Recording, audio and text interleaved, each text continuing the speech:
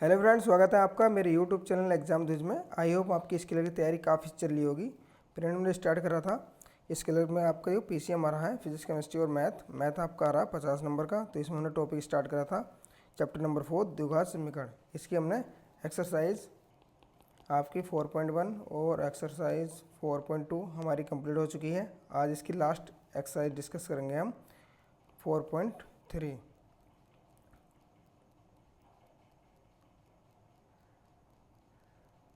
Exercise 4.2 हमारी complete हो चुकी थी। आज इसका नया टॉपिक स्टार्ट होता है। ये होता है मूलों की प्रकृति। तो मूल किस प्रकार के हैं उसके, मतलब वास्तविक हैं अवास्तविक हैं, कैसे मूल हैं उसके। ठीक है, तो ये डिस्कस करते हैं हम।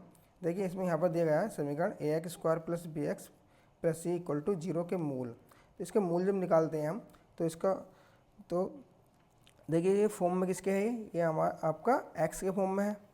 ठीक है, तो यहाँ से हमें x ज्ञात करना होगा। तो x ज्ञात कैसे करते हैं हम, तो x बराबर ये हमारा x, इसे स्थिराचार्य का सूत्र भी कहते हैं। x बराबर होता है -v ± √b² - 4ac/2a।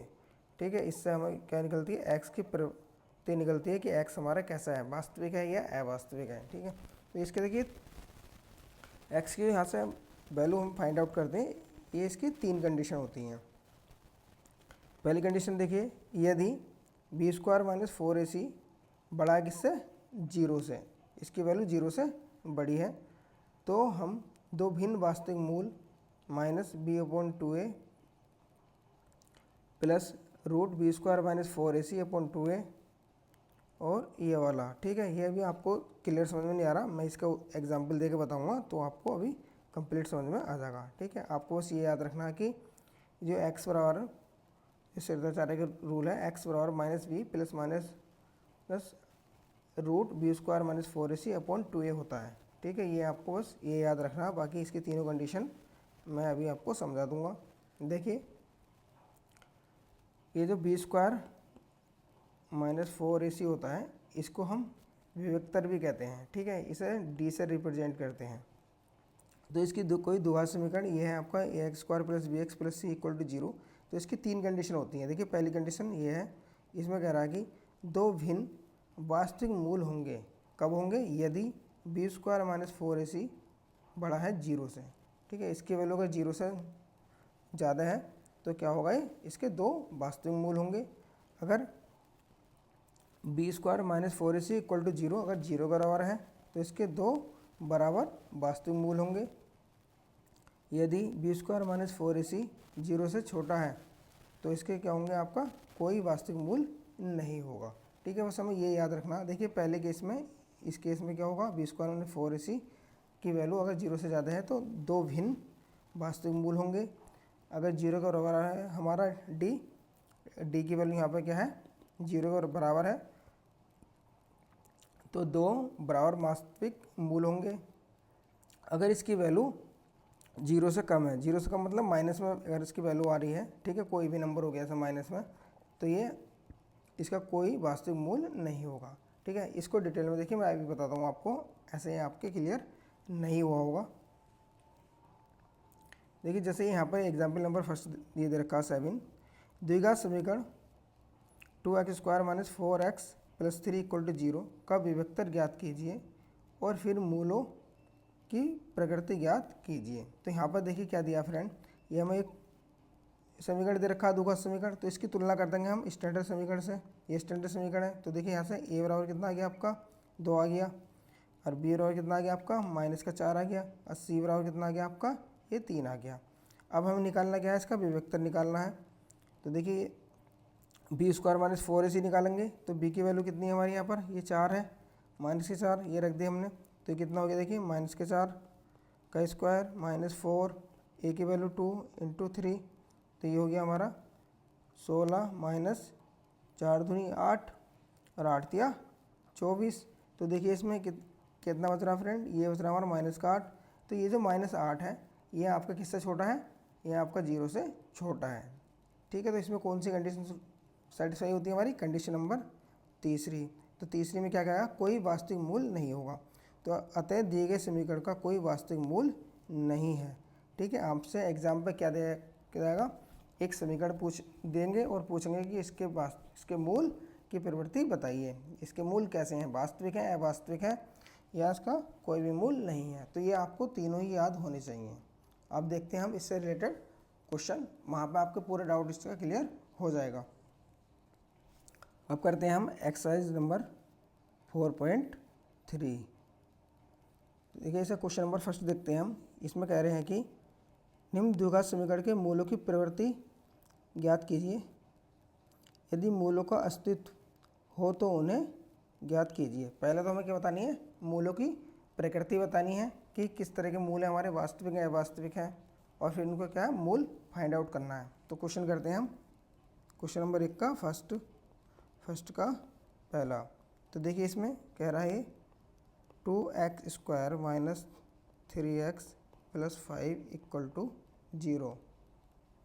अब हम स्टैंडर्ड जो हमारा द्विघात समीकरण है ax² plus bx plus c equal to 0, इससे क्या लेंगे, इससे तुलना कर लेंगे। तुलना करने पर तो देखिए a बराबर हो जाएगा आपका 2, b बराबर हो जाएगा आपका -3 और c बराबर हो जाएगा आपका 5। अब निकालेंगे हम b vector b² minus 4ac, इसे फाइंड आउट करते हैं। तो देखिए क्या होगा हमारे -3 का स्क्वायर माइनस 4 इंटू ए की वैल्यू 2 हो गई, सी की वैल्यू 5 है। तो ये क्या है हमारा, यह है हमारा 9 माइनस 4, ये 5 दूनी 10, 10 चौक 40। तो ये आया हमारा माइनस का 31। तो देखिए क्या है यहाँ b² माइनस 4ac, ये जो आया हमारा माइनस का 31, ये वैल्यू क्या है हमारी 0 से छोटी है क्योंकि माइनस में है। तो इसकी वैल्यू क्या हो गई, ये वाला यहाँ पर सेटिस्फाई करता है। देखिए b² minus 4ac is less than 0। ठीक है, तो ये हमारी कंडीशन कौन सी थी, तो ये हमारी कंडीशन थी थर्ड। तो इसमें क्या कह रहे थे, जब ये वाली कंडीशन सेटिस्फाई होगी तो इसमें क्या होगा, इसका कोई भी मूल, इसका कोई भी वास्तविक मूल नहीं है। ठीक है, ये इसका आंसर हो गया। इस तरह में बताना था कि इसका मूल वास्तविक है या वास्तविक नहीं है। इसका मूल वास्तविक नहीं है तो ये इसका आंसर क्या है, हम निकाल नहीं सकते। नेक्स्ट क्वेश्चन करते हैं क्वेश्चन नंबर 2।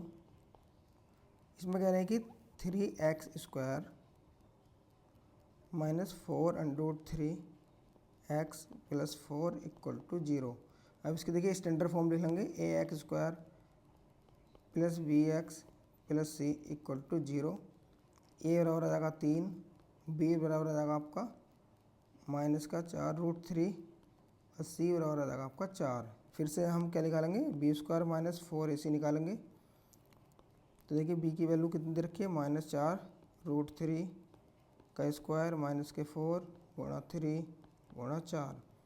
तो इसमें करेंगे स्क्वायर करेंगे तो क्या हो जाएगा, देखिए ये हो जाएगा 4 चौक 16, रूट हट जाएगा 3 आ जाएगा माइनस के, ये 4 चौक 16, 16 32 16 48, 16 48, 48 माइनस 48 दैट इज 0। अर्थात इस केस में क्या है हमारा, b² minus 4ac equal to 0। अब ये वाली कंडीशन सेटिस्फाई हुई है इसकी। तो ये कौन सी हमारी, ये सेकंड कंडीशन है। इसके क्या होंगे, इसके 2 बराबर मूल होंगे। तो इसमें क्या कैसे निकालते हैं, 2 बराबर मूल होंगे। तो x की वैल्यू होती है हमारी, देखिए क्या थी, -b/b plus minus root b² minus 4ac upon 2a था। तो देखिए ये जो वैल्यू है पूरी, ये तो 0 हो गई हमारी। तो x की वैल्यू क्या आ गई हमारी, माइनस के b/2a। तो यहाँ से निकाल देंगे हम x की वैल्यू, x बराबर हो गया माइनस b की वैल्यू कितनी है, देखिए यहाँ पर ये b की वैल्यू हमारी ये -4√3 -4√3 अपॉन 2a। a की वैल्यू कितनी है इसमें, a की वैल्यू हमारी 3, तो 3 रख देंगे यहाँ पर। तो देखिए क्या आ गया है, 4√3 अपॉन 2 इंटू 3, 2 दूनी 4। ठीक है, ये हो गया हमारा 2√3 अपॉन 3, इससे ही कट जाएगा अंडर 3 बार, तो ये आ जाएगा हमारा x बराबर 2/√3। ये हमारी x की वैल्यू आ गई, इसके मूल आ गए। ठीक है, ये इसका आंसर हो गया। इस तरह आपको क्वेश्चन करना है। थर्ड भी सेम ऐसे ही होगा क्वेश्चन। ठीक है, थर्ड आपको करना है। नेक्स्ट क्वेश्चन करता हूँ क्वेश्चन नंबर 2। देखिए ये क्वेश्चन नंबर 2 जो है ये काफ़ी इंपॉर्टेंट है और इस तरह क्वेश्चन आपसे पूछ लिया जाएगा। इससे आपका द्विघात समीकरण 3 से 4 नंबर का पूछा जाएगा।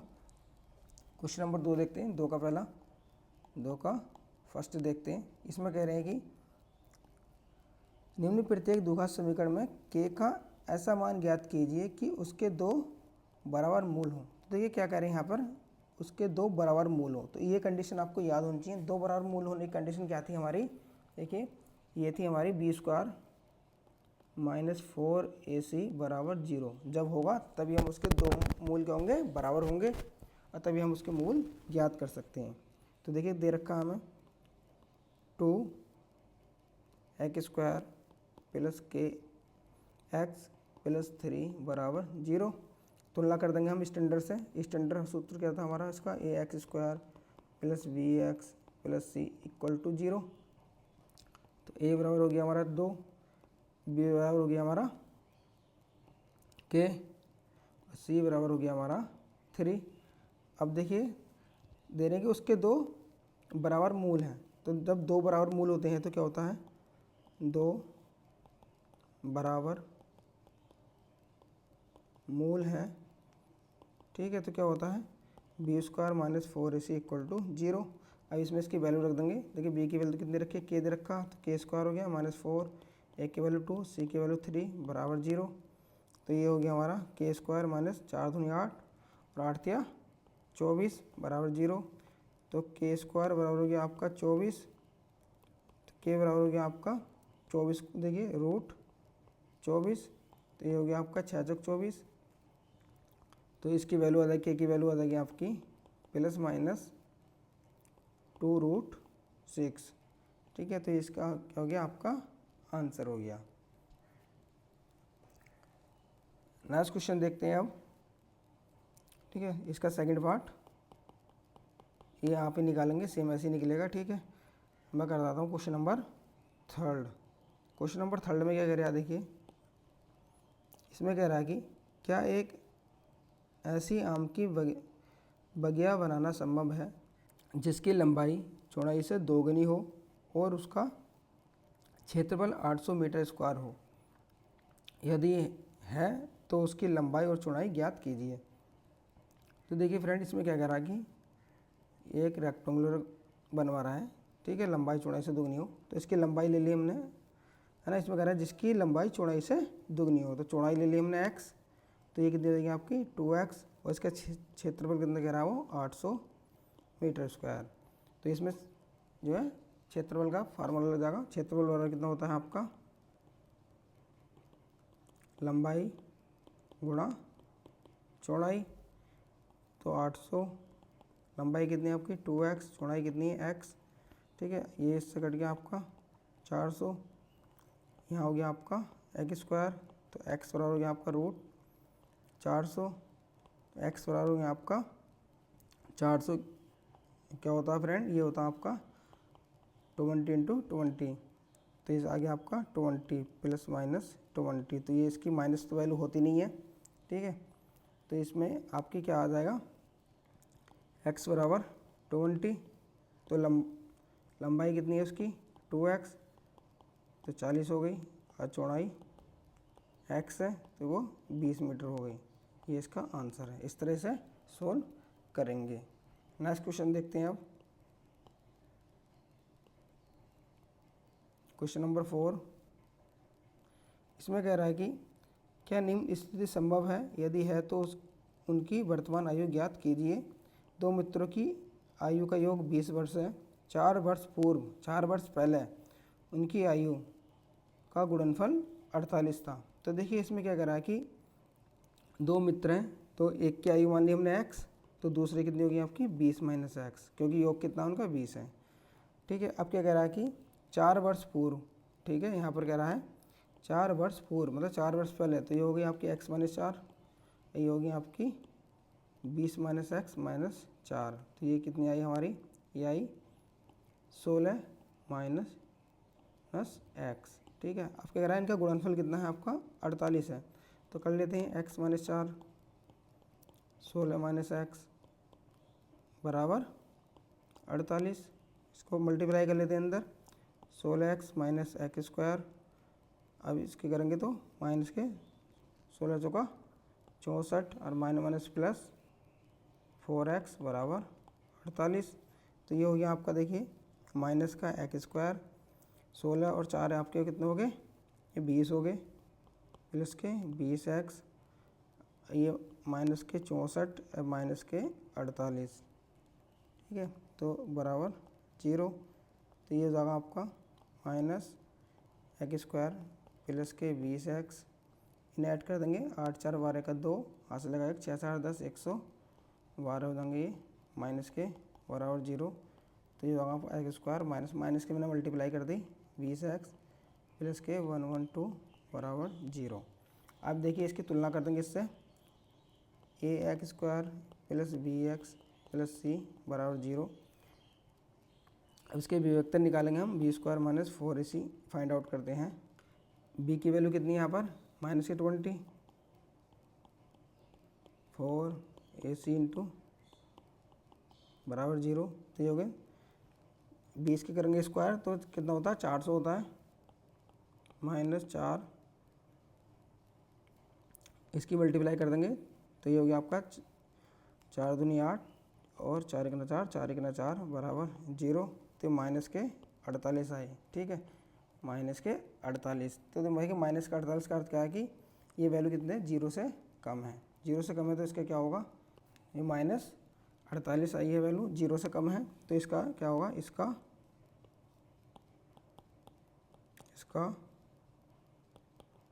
कोई भी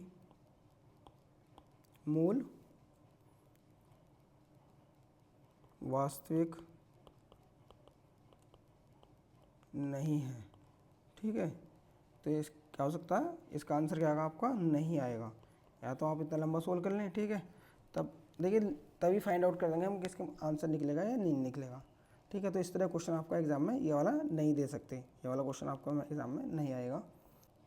क्वेश्चन नंबर 5, क्या परिमाप 80 मीटर तथा क्षेत्रफल 400 मीटर के एक पार्क को बनाना संभव है, यदि है तो उसकी लंबाई और चौड़ाई ज्ञात कीजिए।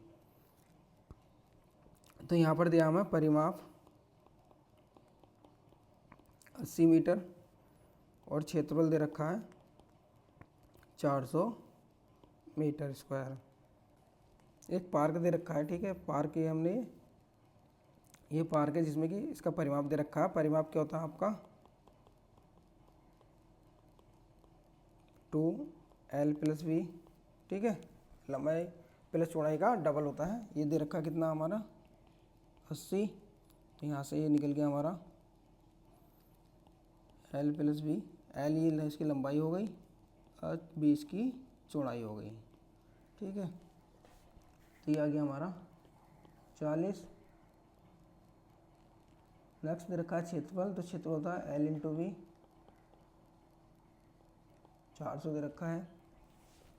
तो देखिए यहाँ पर क्या करेंगे हम, इसमें से l की वैल्यू निकाल देंगे, तो l बराबर हो जाएगा हमारा 40 माइनस वी, ये वाली वैल्यू यहाँ पुट कर देंगे, तो ये होगा आपका 40 माइनस वी इंटू वी बराबर 400। इसकी मल्टीप्लाई करेंगे अंदर तो 40 वी माइनस वी स्क्वायर बराबर 400, ये हो गया माइनस का वी स्क्वायर प्लस के 40 वी माइनस इधर ले आएंगे इसको, तो 400 बराबर 0, माइनस की मल्टीप्लाई कर देंगे अंदर, V square minus 40 V plus के 400 बराबर 0। अब तुलना कर देंगे इसकी, A X square plus B X plus C बराबर 0 से।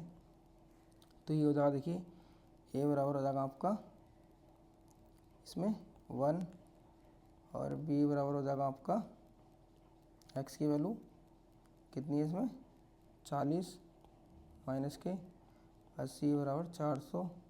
अब इसके लिए करेंगे हम B vector B square minus 4ac, क्या आएगा, तो देखिए ये हो गया आपका माइनस 40 का स्क्वायर माइनस 4 इंटू 1 इंटू 400, तो ये आपका 4 चौक 16, 1600 माइनस 4 चौक 16, 1600 बराबर 0।